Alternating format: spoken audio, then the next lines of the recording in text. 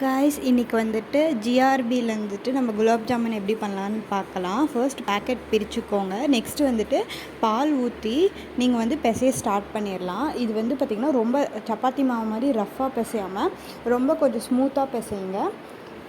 தேவையான அளவு இதுக்கு வந்துட்டு ஒரு பேக்கெட்டுக்கு அரை கப் அளவுக்கு பால் தேவைப்படும். நல்லா வந்து பிசைங்க, கையில் ஒட்டாத வரைக்கும் நல்லா சாஃப்டாக பிசைங்க, அழுத்தி பிசையாமல்.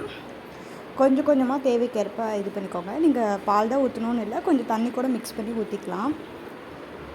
இப்போ எல்லாத்தையும் நல்லா ஒரு டைம் நல்லா பிசைஞ்சு எடுத்துக்கோங்க. மேலே மட்டும் லைட்டாக நெய் தடவிட்டு இதை வந்துட்டு ஒரு 15 மினிட்ஸுக்கு வந்துட்டு ஊற வச்சுருங்க. ஒரு 15 மினிட்ஸ் கழித்து ஓப்பன் பண்ணிவிட்டு உங்களுக்கு என்ன சைஸ் வேணுமோ அந்த சைஸ்க்கு வந்து இது பண்ணிக்கோங்க. இதில் வந்து முக்கியமான இதே வந்துட்டு அதில் வந்துட்டு கிராக் விழாமல் வந்துட்டு நம்ம என்ன பண்ணோன்னா இதை ரவுண்டு பிடிக்கணும்.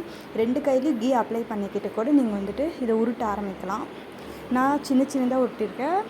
ஸோ வந்துட்டு வெடிக்காமல் வரும் அப்படின்றதுக்காக நல்லா அழுத்தி பிசையாமல் இதாகவே பிசைங்க.